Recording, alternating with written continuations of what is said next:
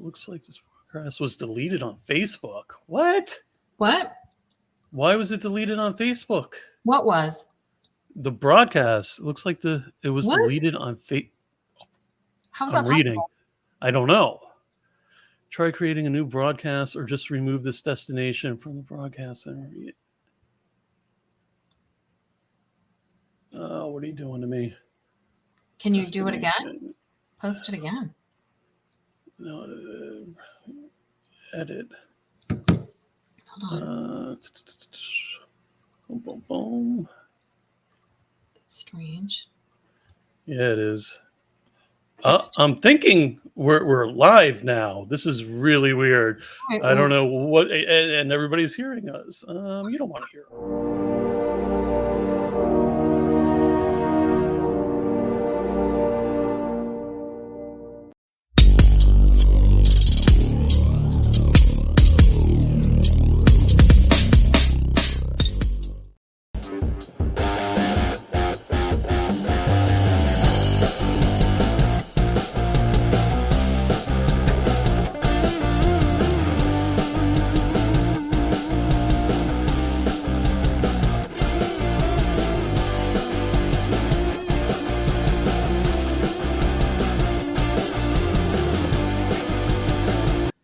And just like that, it is Thursday night again. Welcome, ladies and gentlemen, to another episode of the Indie Escape Network presents The Sticky Microphone with your host, Wendy. Hey, everybody. We don't know if there was an issue, if Facebook took down the post, but we're hoping everybody's on and everything's, if you heard us we're broadcasting on YouTube and Twitter right now. It doesn't look like Facebook is cooperating for some reason. Hey, it happens occasionally. We're going to go with the flow and we're going to make it happen.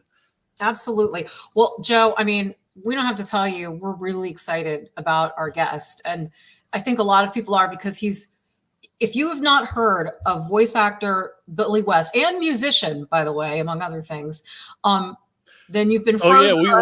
We just got an education on his music skills, radio, everything. I had read about that, and I knew about his band days and all that kind of stuff. But he's absolutely an amazing person. He's just incredible. He's literally a plethora of voices. I can't wait to get him on here, because I know some of our fans are going to want to ask for requests, because he does just about everybody, including Jim Backus. Come on, Jim Backus.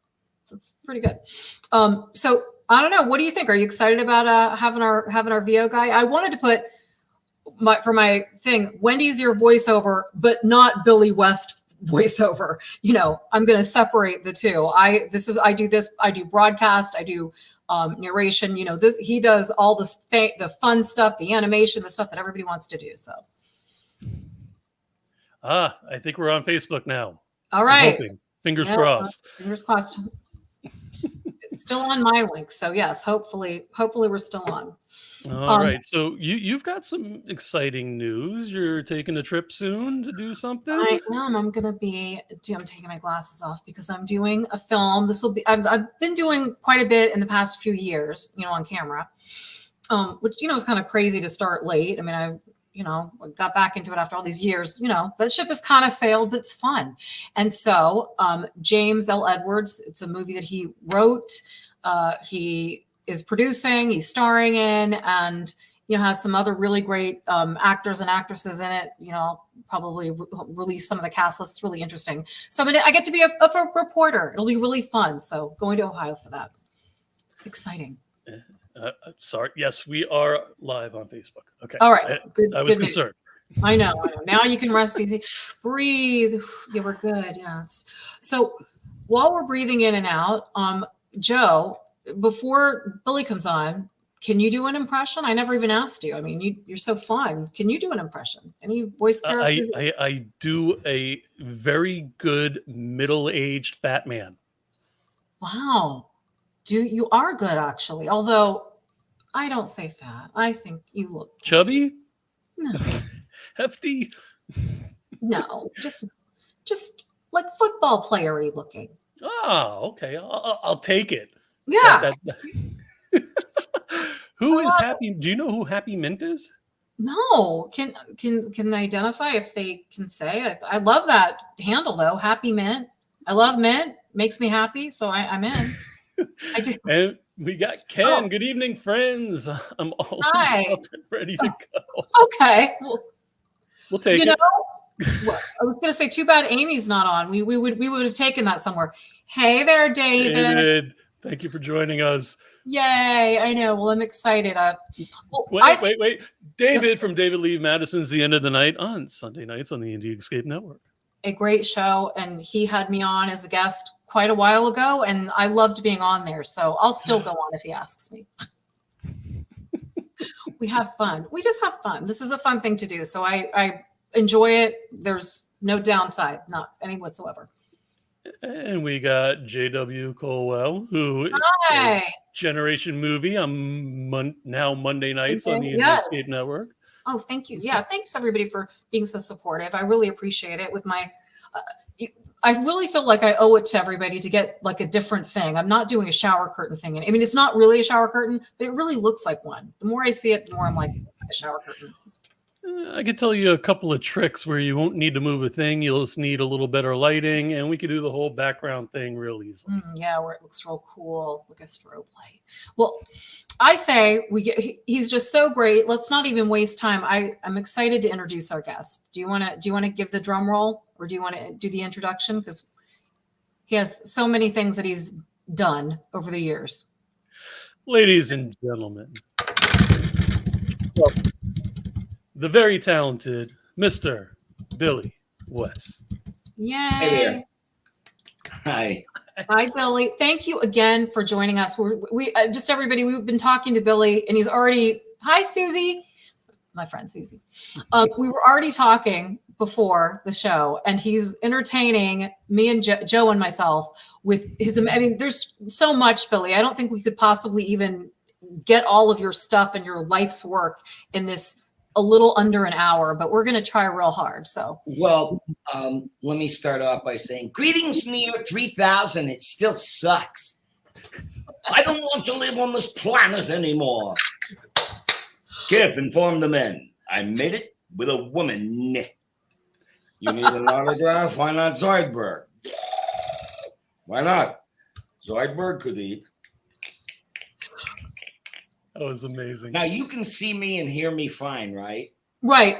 I just want to also let you know, and I know I've told you this because we've talked, that I'm a huge Futurama fan, and so are my girls. One of my daughters like, can I come in? I just want to come in and see, because we love Futurama, love it. I know you. I think you said that's one of your favorites. It is my favorite thing I've ever done. I mean, bar none. You know.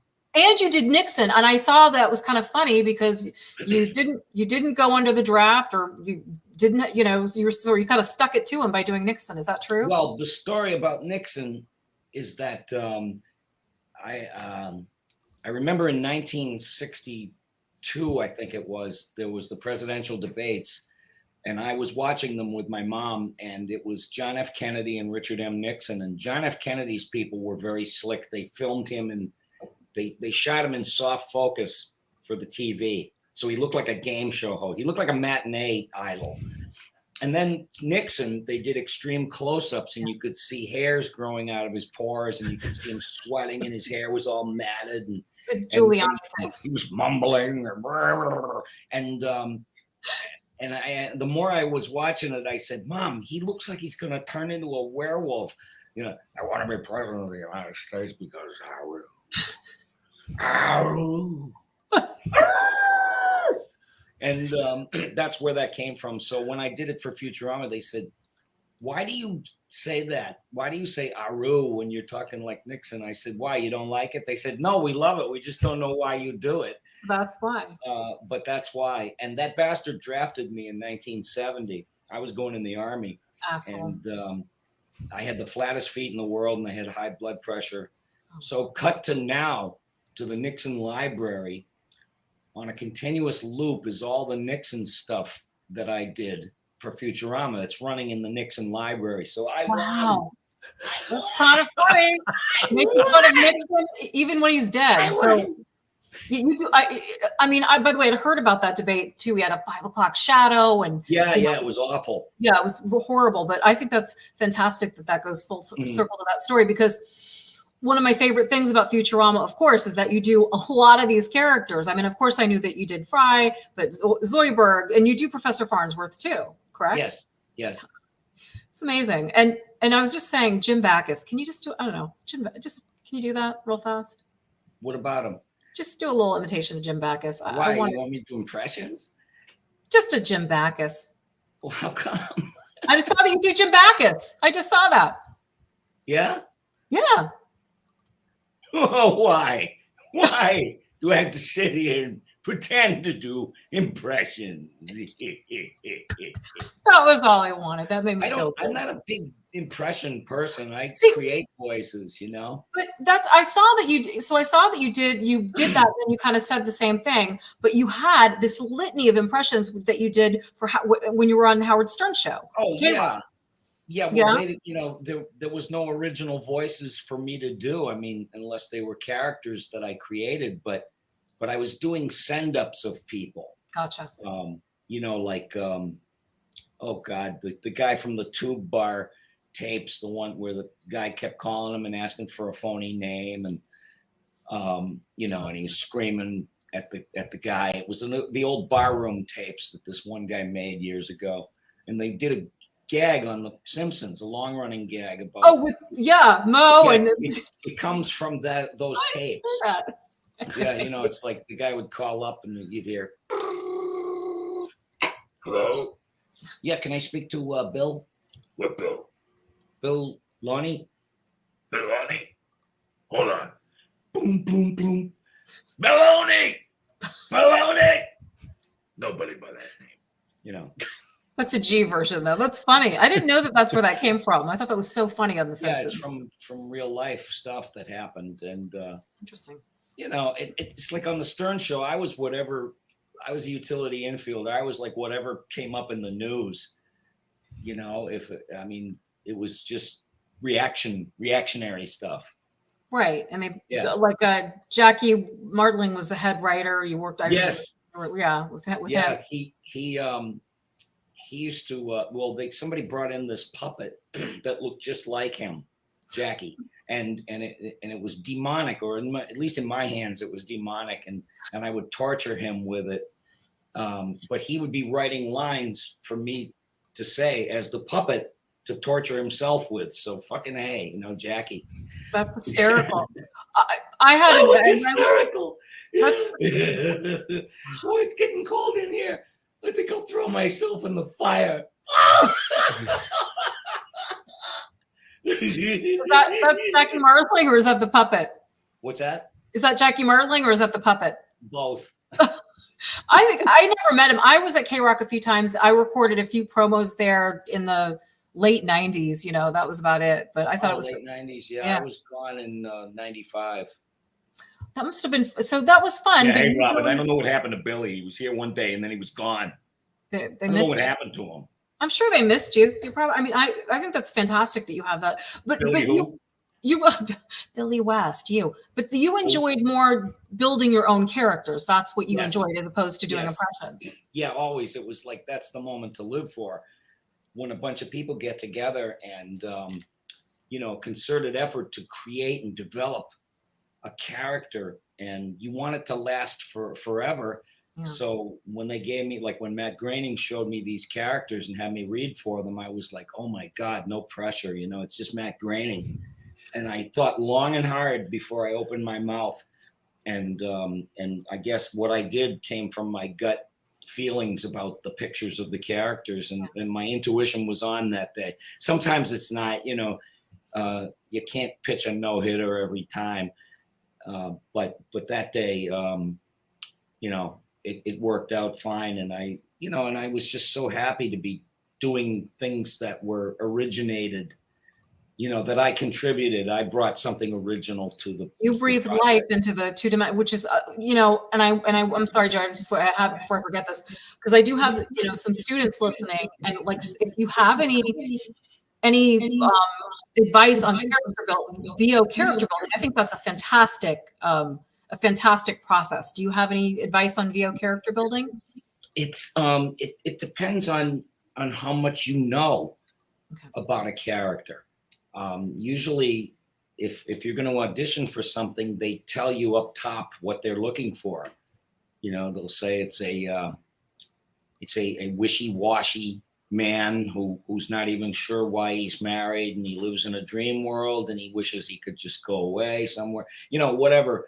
And you think, and then there's a drawing, and they show this little guy with a fat little face, you know, hanging down, and it would be like, I don't even know what I'm doing here. I really don't. It's so silly. All this, it's all just silliness, actually. That's interesting. So like the shape, I mean, of course, when I've gotten, you know, auditions for video games or, you know, anime and things like that, which I do still get, you know, a lot of times you'll see a picture of the character. And so you can look at facial features or things that, like, okay, if they have puffy cheeks or the size of them, or just an expression on the face. It might be something officious. It might be imperious. It might be imbecilic. You know, you take as many clues as you can, and you hope you ring the bell for the person that created it. Like they go, that's what I had in mind. Thank you. That's what I was looking for. And the other advice is, you have to have passion for everything you do. You have to be inspired. You know, sometimes inspiration doesn't come easy. You can go out looking for it. You know, I used to go into Los Angeles on a Sunday morning, and the whole town would be empty. And I would just let the wind blow me around, and I'd wind up in little stores and shops and book places. And, you know, and there'll be a book sticking out, and I just happen to be there, and I'll grab it, and it'll be a book about something that I really wanted to know about. So I was open, you know. You kind of let the universe feed you what it would. Yes. Okay, very interesting. I mean, that's Joe. What do you think about that? Getting your inspiration in that way, I like that. I do as well. Excuse me, I have to clear my throat though. You've got nachas. He's verklempt. Is what he is. I am. And his Connecticut is like.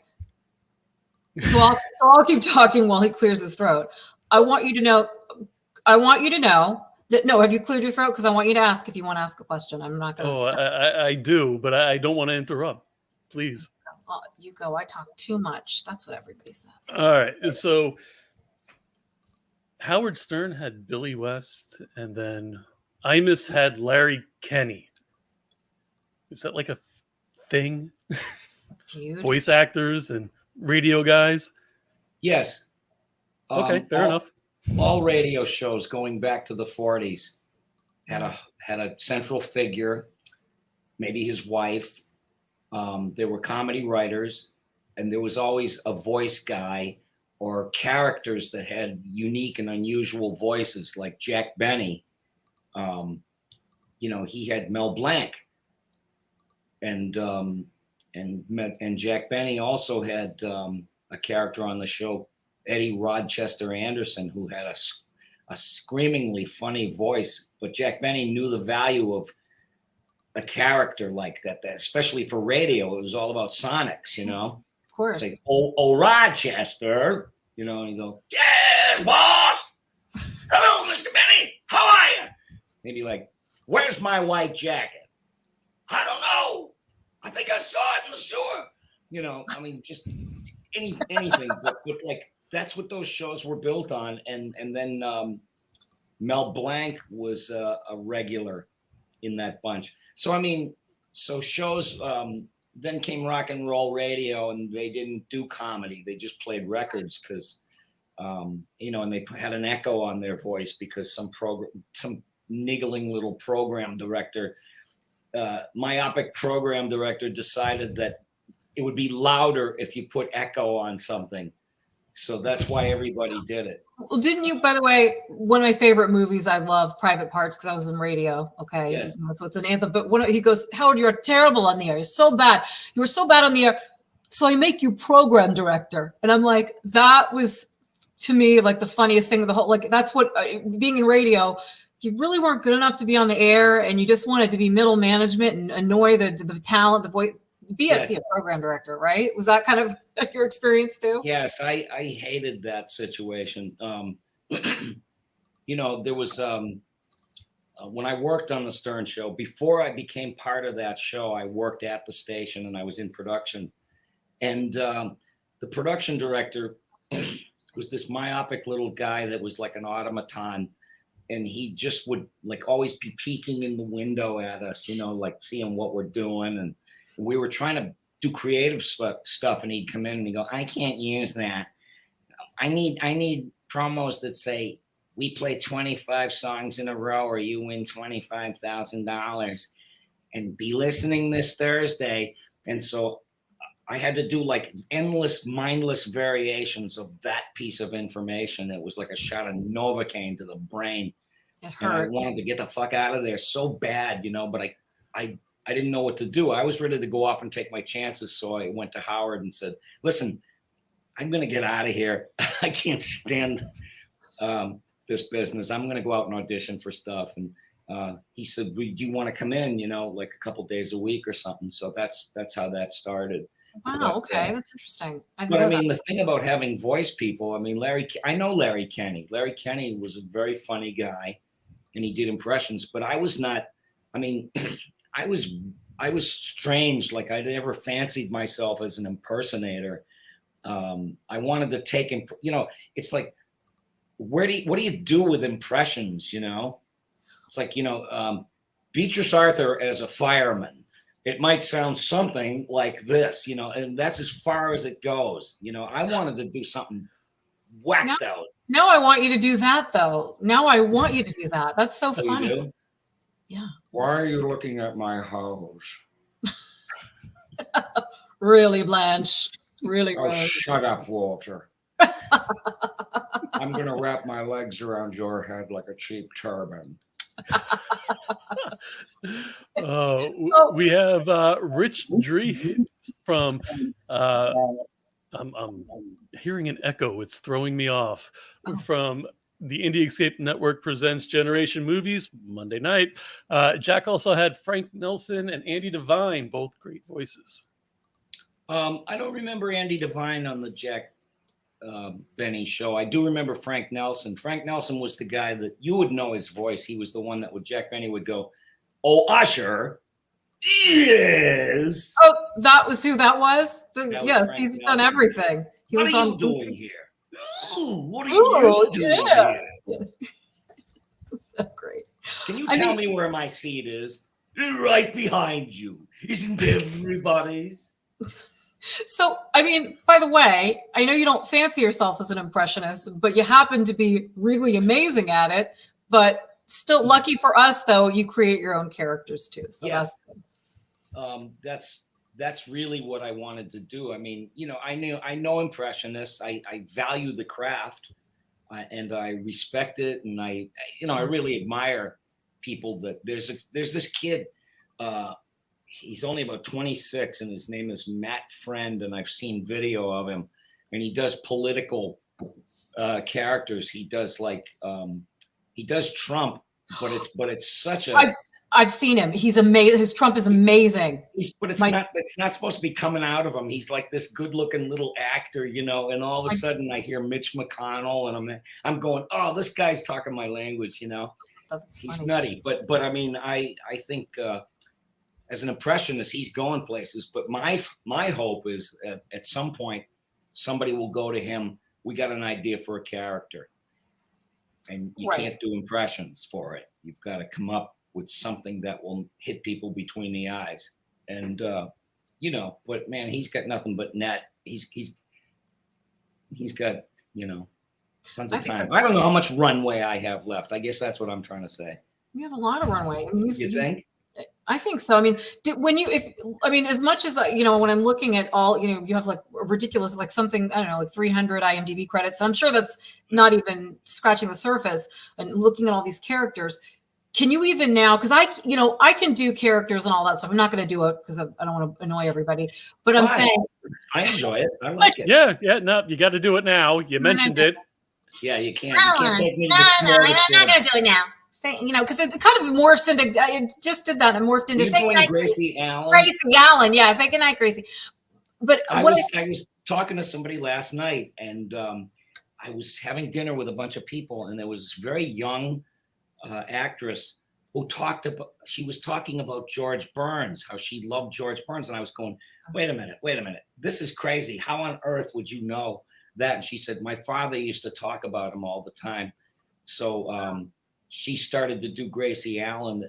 And I said, I remember reading about George Burns one time. He said, you know, these young comedians, they all work blue. They can't be funny unless they're filthy dirty, you know. What happened to the comedian, you know, where you didn't have to be dirty and everything? Then I thought, wouldn't it be funny if he did Dice Clay's material, you know? So I'm standing in the bank line with my tongue up this chick's ass. What else am I supposed to do? What else is there to do? Little Bo Peep. What was Little Bo Peep sat on the is that what he used to do? That kind of stuff? Yes. No, Little Miss Muffin sat on her. Jack and Oh, is that what it was? Oh, I'm a genius. And he did the cigarette thing. I don't know, however he did that. Yeah, there you go. That's very good, Joe. Actually, you were an impressionist. You just did that. That's very good. But my question was, I feel like I could only have this much, like I could create so many characters, then I might go dry. Like even now, if you saw a character, you just still keep finding something. Well, like you still find things new. Sometimes you're just not inspired, and sometimes something hits you over the head where you can't ignore it. You've got to explore it. There's the voice box is so mystifying to me. It's the most mystifying thing on earth because there's only this little tiny flesh strip, you know, when you're creating heavens and hells. And, you know, and I've done a lot of gymnastics with it. Like I remember I did for Fox Television, they had me do Popeye, and it's like doing a buzzsaw. It's crazy. It's like two voices at once, you know. Yo, olive oil, I bring you some flowers. And then it's like, yo, olive oil, I bring you some flowers. And the two of them together is an octave. It's like, yo ho, olive oil, I bring you some flowers. Oh, great. That one's so there's certain ones that like I could do, and that would be one of them that I really can't imagine how you do that without harming your But I've done variations of that for a show called Disenchantment. There's a character called Hencho on Disenchantment. Mm-hmm. And he's a sped up version of Popeye. He's like, tell the troops we're willing to die. You know. That's amazing. But that is amazing how you don't hurt your throat. Because if I do like the Wicked Witch or something, it blows my. Yeah, but for art though, Wendy, you know. Well, that's true. You're willing to wreck your throat for art. Come on. I sure am. You know, I'll wreck my throat for art or for for other things, but I'm not going to talk about that. I see. Can I interest you in a size 11? Do the words "rich widow" mean anything to you? Yeah, there you go. It's not a problem for me. So apparently, little boy. He needed the money. He needed the money. Little boy blue. Yeah. He needed the money. Fonzie. He was Fonzie. He's kind of Fonzie. Henry Winkler. I loved Henry. You know, I'm Jewish, so Henry. There's a lot of Henry Jewish. Winkler was brilliant, but that's a perfect example of creating a character from the ground up. Wow. Yeah. You know, I mean, he became the definitive greaser, you know, from the 50s. And when he did the pilot to Happy Days, he was in a white or off-color, cream-colored jacket. And Henry Winkler complained. He said, I can't play tough, you know, with a white coat on, you know, like a off-color. So he wanted the leather jacket, which made nothing but sense, but I'm sure that helped him transform. From what I understand, they convinced them to let him wear a leather jacket because it was a safety thing on a motorcycle. Yes. So that's but imagine fighting with executives over that issue, you know. That's crazy. But I mean, that's an iconic character. But you've created these iconic characters. I mean, Fonzie also had a real red jacket for a time. Interesting. Okay, so there you go. Did he? What's that? Anybody can say anything. I have no. Right.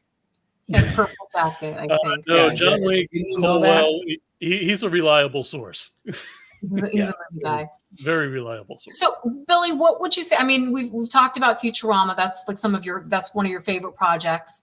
And I mean, for video gamers, I'm not a gamer, and I know that you've done tons of stuff. Can I ask what are maybe one of your favorite games or one of your most popular characters that you've done for gaming? Know what? It's been so long since I've done them. I used to do them, but I can't even tell you what I did. I don't even remember. I know it sounds haughty, but I just don't.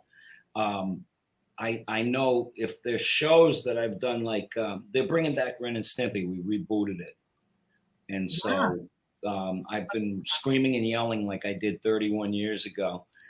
You know. Are you excited about that? Do you I'm love excited. that? I said you better keep a paramedic in the lobby though, because I don't want to stroke out. Or maybe I do. Maybe I do. You know, like here's the microphone and. Create a new character. Yeah. Stroke Billy West, and you know, not really do that, but if he has a stroke. Hey guys. Yeah. I'm a Get you with your YouTuber. mic. Wait. You're YouTuber You stuff. can hear me fine and I can hear you, but because I'm a YouTuber, I have to have headphones and a microphone stuck right in your face. You look so To let the cool. world know I'm broadcasting. I'm important. I'm hiding my mic for now We're on. gonna make a YouTube movie called Hey Guys. Hey, you guys, Hey, guys. subscribe and like. I can't even Smash say that it. like button. Yeah. All right. Oh my God, that's awesome. Oh my God, so weird that you're like. I know. That's why I'm sick of microphones. I'm sick of looking at them. I'm sick of holding them. You know, they've been so fetishized at this point. It's like, who doesn't have one? So, Well, it will definitely for YouTubers and for podcasters and stuff. I mean, I'm old. Like I said, I'm old school. My Neumann's sitting in there. I've never changed that one. I might get a Sennheiser, but that's it. I just have. No, you stick with the Neumann. That's the one. Unless you come into some big money. I get a U87 or something. No, you buy a Telefunken mic. Ooh, what is that? It's those German mics. Yeah. Yeah, they were the best. Really? I didn't know They're that. so expensive. You know, you could, like, if you owned a Maserati, you could probably trade it in for a Telefunken microphone. That's what the name of it is. Telefunken. Yeah, Telefunken. It was a German radio company, and they made microphones and radios and electronics. They were a German electronics company. You know, before the war. I think before Interesting. Wow. I had a Rode mic, a Rode N2TA, which is like a very reasonably when I early on. Yeah. A lot of people like it, but I had an engineer and a producer that said it makes you sound mid-rangey and squawky. Get rid of it. I'm like, yeah.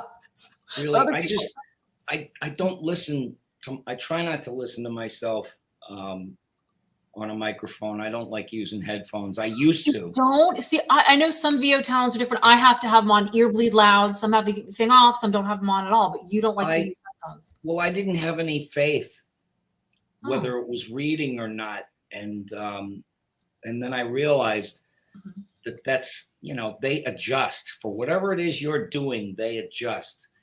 You shouldn't have to hear yourself and go, "Oh, I need to shout louder." Oh, I need to. You know what I mean? They will do the work on the other end. You concentrate on performance, whether it's subtle or, you got to have faith that it's being picked up, because they'll tell you if it's not. See, but I like it because to me, it's not about the, what it's picking up or not, but for me to hear like every little nuance and little crackle. But this is a VO. Some people are very different. There's VO that I'm ear bleed loud. Some VO has one, probably know the guys and girls that have one thing off, some people actually might hold their ear. Like Gary Owens. Gary Owens used to. Gary Owens, right, laughing. But I worked with him on Ren and Stimpy. He played Powdered Toast Man. Oh wow, really? I didn't know that. Leave everything to me. That's great. He was so good. This conclude. That is all. Who's probably one of the VO actors that you admire the most? That's been kind of. Mm-hmm. Well, I have my usual gallery of heroes that most of us had. It was Mel Blanc. It was June Foray. Oh, I'm Don Messick. Dawes Butler. Those were the Hanna-Barbera guys. Dawes Butler was so good, and Don Messick was no slouch either. They just like, these were pioneers. Yeah. You know, television cartoons were new in 1957. Yeah. And these guys just, you know, they happen to have radio backgrounds, and most of the voice actors did come from radio. Like Mel Blanc, you know, of course, came from radio, and then he went on to do a million other things. But radio was a good training ground. I mean, I think I came from a style of radio that is an anomaly, like what Stern did back when I was with the show almost 30 years ago. Yeah. We could just, like, you know, take stuff and run with it and ad lib and go crazy and just push the boundaries of what you could get away with. Oh yeah. Well, that's listen. I mean, doing, you know, on a smaller scale than you, but doing morning shows, you know, for my radio career, and that's what that was. I mean, that's, you know, Joe, you push the boundaries. They're mad at you because they're like, oh, you weren't supposed to FC, you know, we're gonna get in trouble. But you push the boundaries. You get creative. You have fun writing and voicing these bits. I mean, I had fun as literally production manager at my time in radio because I loved writing and producing and voicing commercials all day. That was fun for me. You must have been fun to work with. I was fun. We should have worked together on radio. We would have blast. I know. Everybody liked me, I think. It's I They think didn't you would have been fun to work with. Thank you. You got a good spirit. You have a great spirit, you know. Thank you. Well, Joe said I looked like the Snapple lady, but he said No, that I look like. no, you don't. I knew Wendy from Snapple. I knew her. I think she's adorable, but Yes, I don't think I looked like her. That's a lot of adorable. You know what? They used to say, Howard used to do Snapple commercials. Oh, we did? Snapple, yeah, Snapple. Made from the best stuff on earth. And I used to sit there and I go, you know, I don't think the best, you know, I happen to think the best stuff on earth is like breasts and, you know. They're good. People like them. They like them. It wasn't made out of the best stuff on earth. They're made of Snapple. I don't know if mine are. Whatever a Snapple is, I think you could pick it off of a stree. I've been told mine tastes like Snapple, but I don't know if that's weird. Maybe not. I don't know, but yeah, I did know Wendy. Oh, okay, interesting. I mean, she's very good-natured and congenial and a happy woman and fun. And you're so. I mean, you've always been based. I mean, after Boston, you went to LA and you stayed there, or New York. I went to New York first. New York? Yep, and then in '95, I decided that I was going to just, you know, take my chances. I really was going to nothing. You know, I had nothing to go to. I just kind of walked out of the radio station in '95, and I never looked back. And then I started auditioning for stuff, and at that very time, I was auditioning for M&Ms. They were looking for voices for the two characters, and I auditioned and I got it. And this other guy that I didn't know got the yellow M&M, and people would go, "Oh my God, that's you doing? Oh, I can hear it. I can hear that's you." You know, but I said, that's one thing, you know that, but you don't know who the yellow M&M is. On HBO, there used to be this. Who is he? Who does voice the yellow M&M? On HBO, there used to be this show called Oz. It was a prison show. Yeah. And the worst guy in the prison was like this white supremacist, psycho, murderous, vile, you know, and I was married at the time, and I came home and my wife said, come here, look at the TV. Just to show Oz, look at this guy. I want you to see this guy. Look at this MF. Look at this guy. He's no actor. That guy's the real deal. Wow. He's not an actor. And I looked and I went, pfft. She said, what? I said, I know him. She said, you do? I said, yeah, he's the yellow M&M. The toughest guy, the prison guy is J.K. Simmons. Oh, wait, did J.K. Simmons? That's him? Yes. I love him. I didn't know that was him. I never watched Notre Dame Cathedral Fire. Seen it? Covered it. I love him in those commercials. I think he's but I mean, he won an Oscar, and 2 days later, he was working with me. He's a journeyman. He's not one of these, you know, the whole Hollywood thing is not for him. He probably thinks it's for the birds. You know, he's a journeyman, and he will work, you know, anything that suits his fancy. He'll do commercials, he'll do movies, he'll do TV. Yeah, I mean, to me, that's what the craft should be. It's like, no, I don't do television. It should be it should be what you want to do. I mean, it should be what you want to do, but there shouldn't be. Well, I'm a movie actor. What do I want with television? You know. So who knows? I think if you want a job bad enough. Well, listen, I mean, I've said no to very little, and I'll be honest, like with what I do with broadcast, which I know I don't say no to anything. I always say yes to everything. I've done stuff to laxative commercials to, you know, I mean, I've said vaginal discharge. I mean, it doesn't matter. I don't really care. Yeah. But I mean, to me, quite honestly, I enjoy even the boring stuff. I enjoy even reading benefits packages. So if I didn't enjoy it, though, I wouldn't do it. I would say no. But I happen to like it, so I say yes. I was like, I have immigrant mentality. I just remember my uncles, you know, it was like you had a chance to work for 18 hours a day and you didn't do it. What are you, a dick? You know, I mean, that's the attitude they had. And they were all old Irish guys that would, they'd drink at the bar all night, and then they'd go, instead of going home, they'd go to work and sleep in the doorway so that they could make it to work the next day. I'm not going to lose my paycheck. I'm not losing it. That's good. I have to go to work. I don't care. I didn't go home. I went to work and slept in the doorway. I'm just thinking of how fun pharmaceutical commercials would be with Billy doing the warning label. Oh my God. The disclaimer. The disclaimer. Yes. Oh yeah. I bet you'd rock it. Warning may cause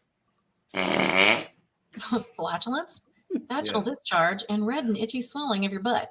I do a lot of this. I enjoy them. I mean, I like doing the legal. I do that kind of stuff. You know what? Every commercial has a bunch of people just doing the wacky dance now.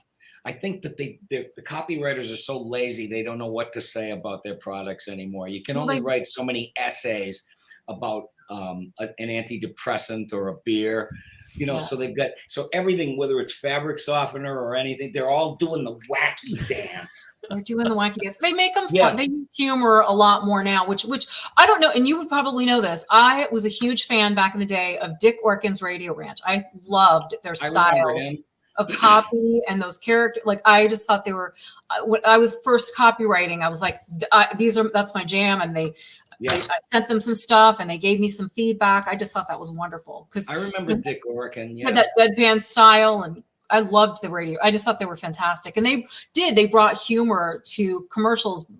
I think they were first. The wacky dance ain't humor, though. The wacky dance, I figured it out, is they want you to be all preoccupied watching these people boogalooing. And while the side effects are on the crawl underneath so you don't read them.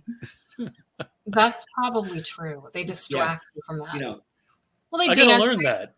Everything is the wacky. They show them going and enjoying life, and out looking at a flea market and with their boyfriend and sipping margaritas and having fun. So you don't see them make us, all these dying, death, or worse than that, going to hell. I mean, it's terrible. It's like wacky. It's like the last thing you're supposed to be doing is swimming in that pool right now, man. Yeah, no, you shouldn't be doing that. Shouldn't be doing that, man. Well, that's so. What would be? I mean, it's hard for me to ask you the wackiest gig you've ever had because. Yeah. But have you? Is there one that you could say is like your weirdest, or which in regard to what? In any of your, whether it be music, whether it be voiceover, any one of the weirder gigs, something went bad, or not so much weird, but I got to play with one of my idols. Who was Brian Wilson of the Beach Boys. I saw that. Yes. Yeah. I get to play with him. I did like 6 gigs with him, played lead guitar in his band. That's fantastic. And I worshiped that guy since I was 16 or so, 17 years old. I mean, Brian Wilson, right. He was so brilliant. Yeah. And it's just really weird that you come full circle and you get to not only meet your idols sometimes, but actually work with them, throw down with them. It's like I always idolized Jeff Beck, the guitar player, because I was a guitar player. And I wound up and I said, Jesus, I'll never be able to play like that guy, but I wanted to do with my voice what he did with guitar was these, screaming flying saucers and, police cars and dictators and, That's incredible. I mean, did you, I know that you were in bands, but you sing as well or no? I did sing. I don't know what's happening. I think I lost my singing voice. So I gotta look at that. There's a guy I know, he's a voice builder. Yeah. And I went to him before when I was losing my high end.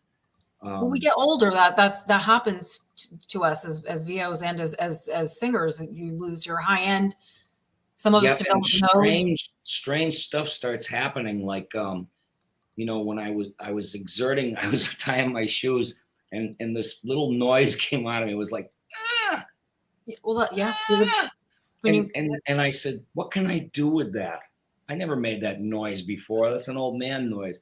I said, what can I do with it? And I immediately thought of that little guy that did the voice of Piglet. I warn all of you. He had this little that sweet little voice. I remember that sweet little voice. Nothing. What was the name of that actor who did that? I remember. Oh, John Fiedler. Who was the one I'm thinking of? This guy, I can't remember. Who did Smuckers? Was the name? Like, is that who was that? John Mason. That was a guy named Mason Adams. There you go. Yeah, with a name like Smuckers, it's got to be good. With a name like Mangled Baby Ducks, that was on SNL. So I think it's got to be good. That's so funny. Yeah, I find what we get to do fascinating, and the fact that you're in the whole kind of really fun end of it. When people want to take voiceover from me, because I teach and I coach, like I said. Yes. A lot of them are like video games, animation. That's what I want to do. And I'm like, well, it's a little bit of a different animal. So that's why I'm, really thrilled that you're, throwing down some cool information. I never thought, someone said, how did you get into this? And it was like, it's something that chooses you. It's not like I chose it. It was like something grabbed me one day, and I was going down, because there were no schools, there was no information, no voice classes, no lessons, nothing. It was it's cold out there alone, but now there's nothing but information and teachers. Right. We're flooded with it, instruction. But that's okay. You know what I tell everybody that wants to do with it? Same thing. The first people I worked with told me. I'm sitting with a guy that I remember from when I was a little kid, and I'm sitting working with him. And I said, I can't believe I'm sitting here with you. And he was like, well, where you been? We've been saving a seat for you. And I say that to everybody that wants to do this. We're saving a seat for you. Well, that's wonderful advice. I mean, those, like I said, because I think I talked to you about this before, what I'd always known to be the truth is that the animation circles are very tight, and most of it's based in LA. I don't know if it was because they used to want the actors to voice to picture, and I'm assuming that's not the case anymore. Why is it still based in LA? Is there a reason for that, or any thoughts on that? It's it's a state of mind at this point, because you can literally be anywhere and do voiceover. Right. That's true. As long as you've got a dependable line and a good signal and a good mic, and you're taking directions, that's kind of what people can do now. You don't have to be physically where it's all going on. But since it was such tradition, New York and LA, that's what people expected. Like, they expected that you were from the area and that you would come in the studio and press the flash. And I think I enjoy ensemble work with others. I find myself working alone many times, but like Ren and Stimpy, it was just like back and forth. And then every now and then there'd be another actor working with us, but it was like, hey, Ren, will you button me? You shut up, you fool! Yes, I shall kill you. It's perfect time for this question then. Does he get to sing the log song in the Ren and Stimpy reboot? I didn't sing that. I think they got a bunch of kids and some women to sound like kids. Oh, okay, interesting. Yeah, to do the log song. So there.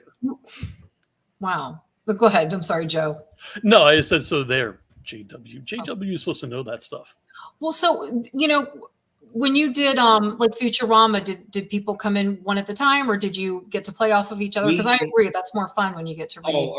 Well, originally, excuse me, originally we were in a semicircle, and it was most of us, most of the cast on mic, and to me that was exciting because because of the emotional resonance in the room. I mean, especially when they're not recording and we're fooling around, a lot of that energy transfers to your work, just like talking about the news that day and and then laughing it up with John DiMaggio. I mean, he used to laugh so hard that he couldn't be contained, and eventually they had to send him to the corner where there was a couch, and he had to put one of the pillows over his head because he couldn't stop laughing.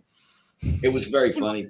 I'm sure he's fun to work with. I think. Oh, he is. He's just an amazing energy and a presence, and and he does these spectacular voices. It's got that booming voice. It's also very specific, and it's iconic, totally.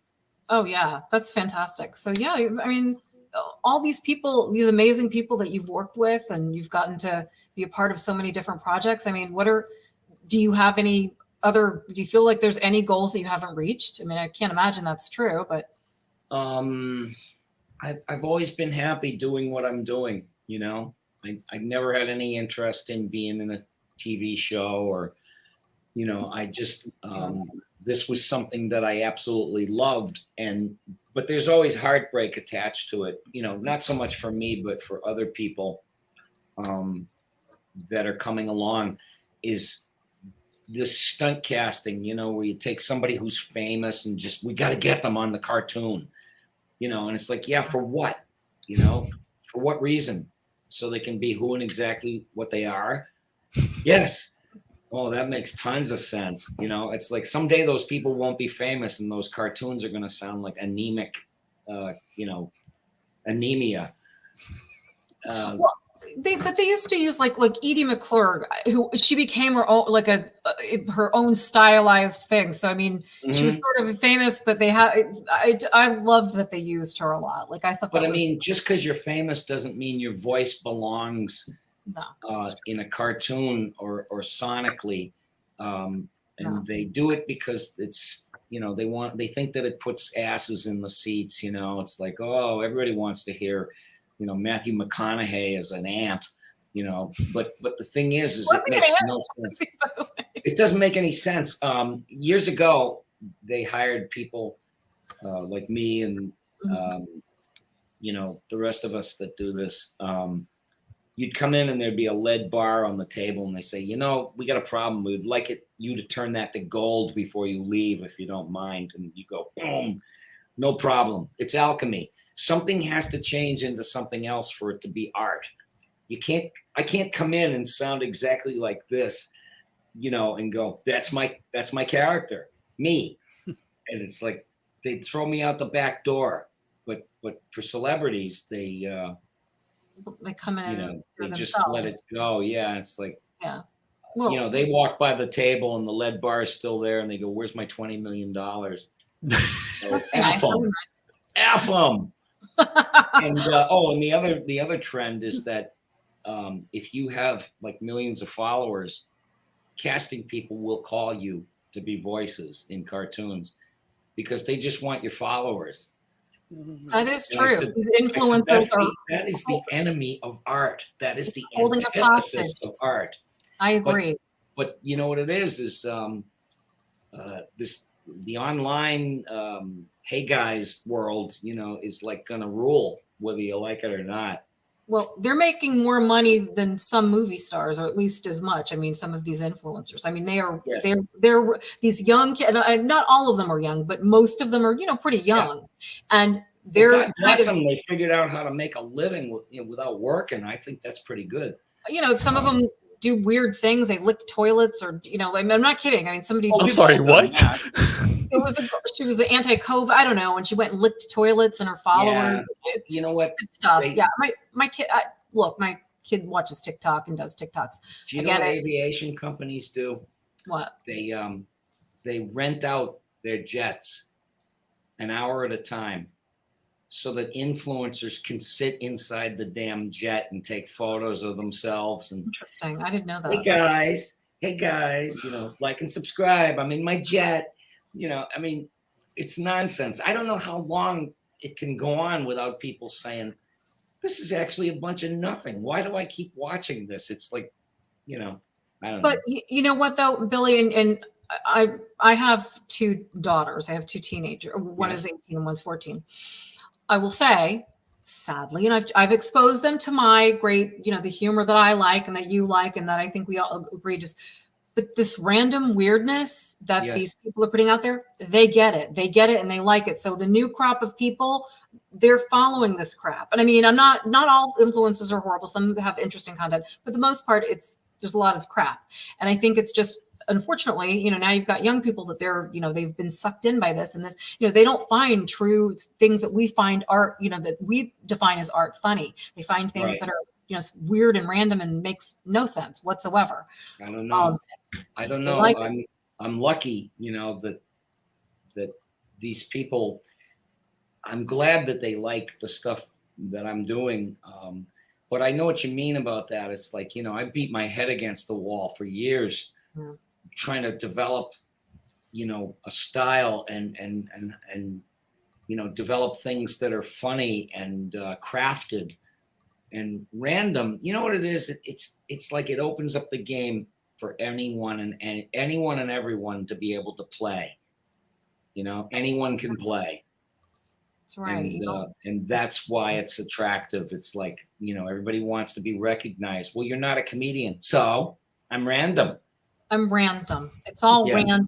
It's bussin' or whatever that means. Random. Yeah, it's just I don't know. It's a new game for everybody to play. I know. You know what? See, everything changes. Here's something that they don't know because I was there. I've been there and back. The thing you don't know is you're not going to be that age forever. And everything you think is cool is going to become so uncool, and you're not going to understand anybody's humor.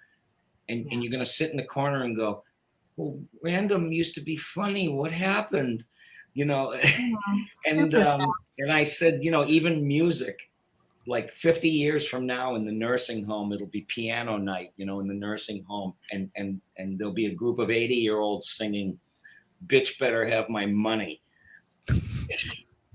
So I get it. And they're going to think that's cool because it was cool 50 years ago. Bitch better have, and these old people, bitch better have my money.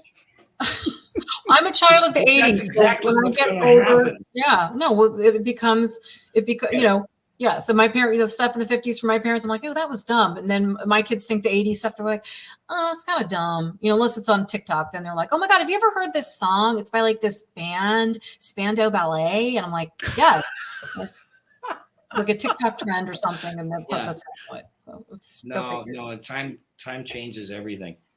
I know. I agree. I got one question that I want to hit on here, if we may, please. Billy, what was the best advice anybody has ever given you, whether it be as a VO actor or a musician or a person? Let's see. I think it was somebody. I was unsure about some things that I was doing, and somebody said, trust your talent. And to me that rang true. That's like, that's going to carry you. That's going to carry the day. Whether you feel insecure or whether you're full of yourself or whatever. No, what really matters is what your talent allows you to deliver, and you should trust it.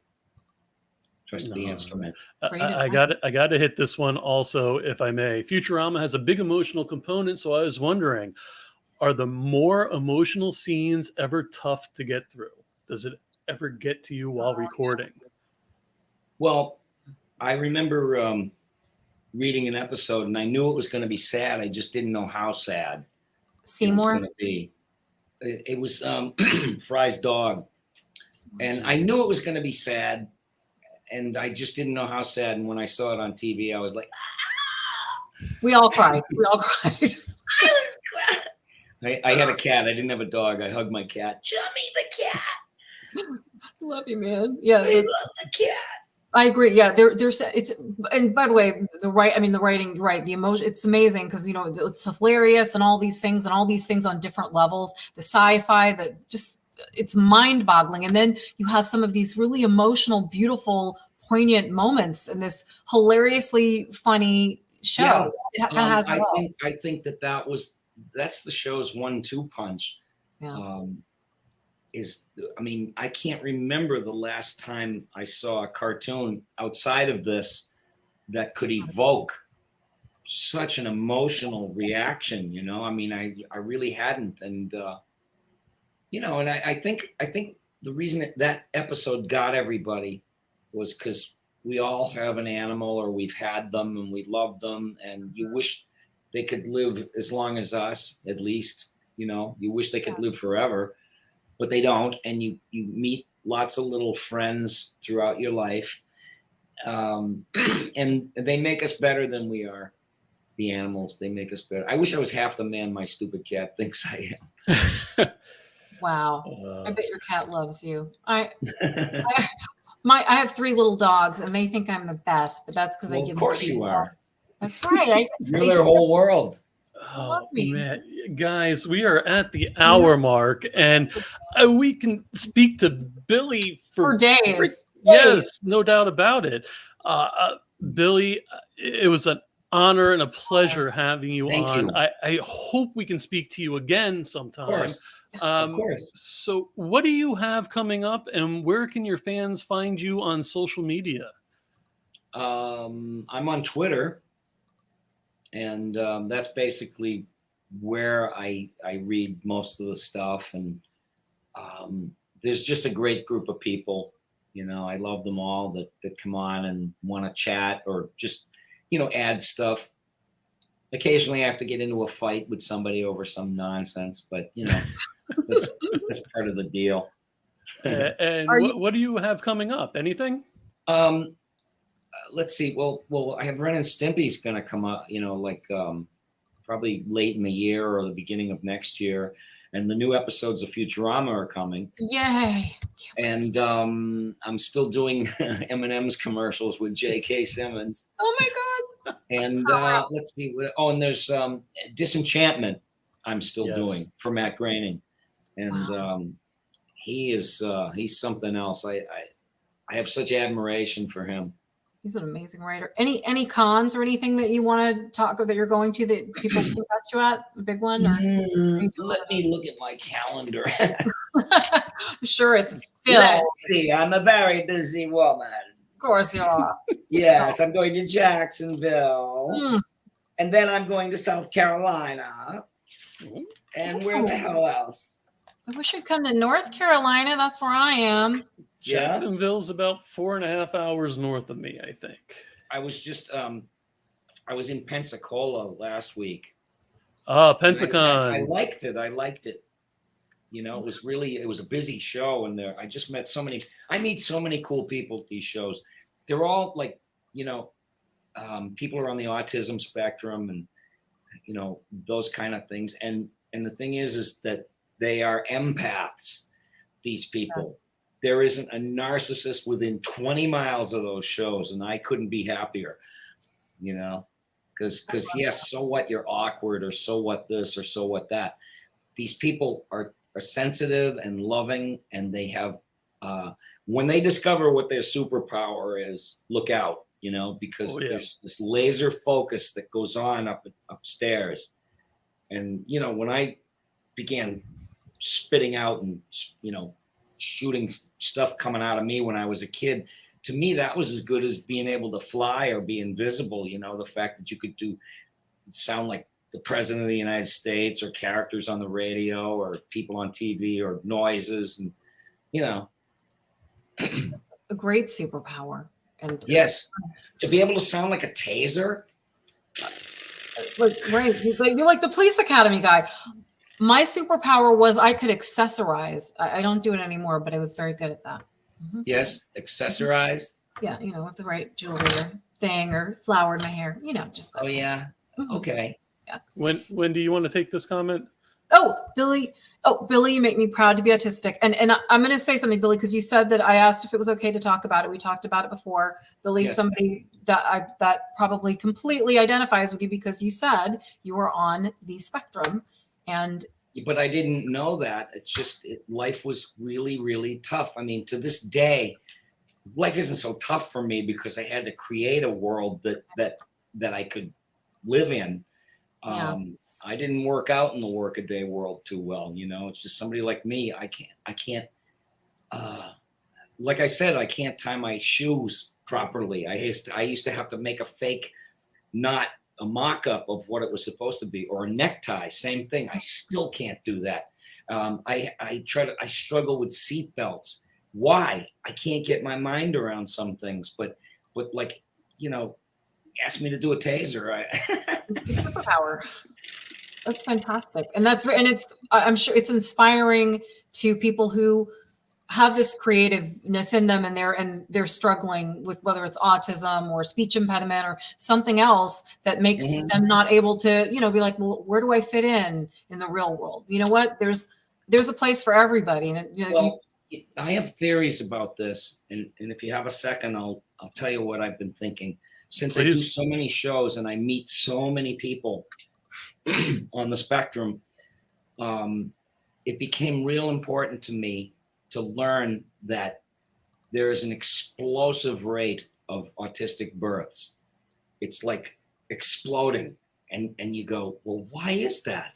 And so some schmo on TV says, well, it's because of, there's more pollution now. And it's like, fuck you. You don't even know what you're talking about. What I think it is because we're in trouble as a society. We've got people that are willing to kill each other, over a parking spot. Yeah. Two guys slugging it out at 35,000 feet on an airplane. Like, where do these freaks come from? And there's millions of them, and they're getting dumber and dumber. And so I said, why autism? Why is this going on? And I think it's evolution is what I think. I think that nature is making an intervention because we're not going to survive as a species the way we are. People are so self-destructive and right. And I don't mean everybody. I mean, like, it's getting to the point where it's a shame when you have to talk about if you're talking about a mass shooting, people are talking about it, you go, oh, which one are you talking about? The one 2 weeks ago or the one last week? That's a sad. But you're not talking about autistic people. You're talking about angry, very troubled people. That's right. That's but I'm saying what's going on with society is we're headed south really fast, and so it's nature's job to make sure we survive as a species. And I happen to think that autism is an intervention. I think it's evolution happening under our big fat noses, I agree. Interesting. Superpowers are a great way. Yeah, it might take 100, 150 years, but it will integrate and bring society upward, I believe. I gotta believe in something, or I'll just like fold up in a emotional. That's an amazing way to look at it, though. I never thought of it that way. I always thought my thing was wondered if it just up until not that long ago, people weren't aware what autism was. So it was there, people had it, but they didn't know they weren't aware of what they were struggling with because it just wasn't known. But it's like it's unexplainable why the proliferation suddenly of births. And I said, I figured it out in 2 seconds. I said, the Russians, they did it. It's Jewish space lasers. I put them out there. I'm Jewish, and I took them out. I put Jewish space lasers. But who says it like that? Garbagey Taylor Green. Jewish space lasers. You can hear the hatred. Oh, she's so She said the words. Y'all want to hold my gun? What are y'all, pussies? Come on. Yeah, really. That's kind of hard. With that.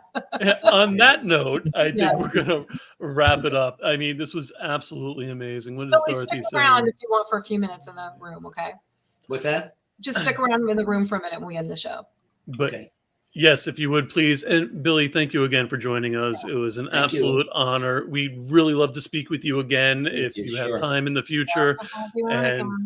And I, JW and I are in Florida. So Jacksonville, when are you going to Jacksonville? Do you recall? I'm going there March 17th, which is St. Patrick's Day. Oh, that's next week. And Holy cow. I'll be there for the weekend. It's a Comic-Con. I'm trying to do as many as I can. I really love doing them. That's wonderful. And I really love meeting people. All good people. I mean, it's just, I have nothing but good experiences, and I'm happy to say hello. I mean, and interact and chat with everybody. Do you like Florida? Coming down to Florida for these cons? Have you been here? You said you were in Pensacola. Have you been to other cons? I was in Pensacola. I haven't been to Florida for a long time. Okay, so But like Orlando, I Orlando, get my visits in before it's underwater. Florida's I'm going to try to connect with you if I may, because Orlando, West Palm, and Miami, those are hot spots right now for these cons, and I know they'd love to have you. So I may be reaching out to you if you're okay with that. Yeah, that's fine with me, please. Okay. On that note, we're going to say goodbye. We'll see you in a couple of minutes down in the green room again. Thank you, Wendy, darling. I'll see you, darling. I'll see you in just a moment. Thank you for joining us, everybody. We had a great time. This was fun. Well, I'm going to drop Billy down in the green room, and we'll see you in a moment. And Wendy, what do you have going on? What do we have going on? Well, I'm going to be doing a show on is it the 30th, I think? 30th, yes. You tried to confuse me with dates, but sorry, the 30th. I think it's the 30th. So I'm not sure of my guest yet, or it might just be you, me, and Amy just on topic, being hilarious. That could be fun, but incredibly awkward for me and my balls. All right. Well, then maybe if we'll figure it out. We'll have somebody who's ready to play along. We might get a guy from thank you, John. We'll have maybe one of the guys from the Peanut Gallery will come along, so Amy and I can rib him. We'll see. Oh, right. That was really nice. I'm glad that he talked about autism. That was very special to a lot of people too, to hear that. So yes, I have that show coming up, and we're going to make it fun. If not, I don't know. I have a lot of people that I might have on that would be interested. Right. Yeah. Well, I got to say something. As far everybody join, I'm trying to do it. No, I can't do it.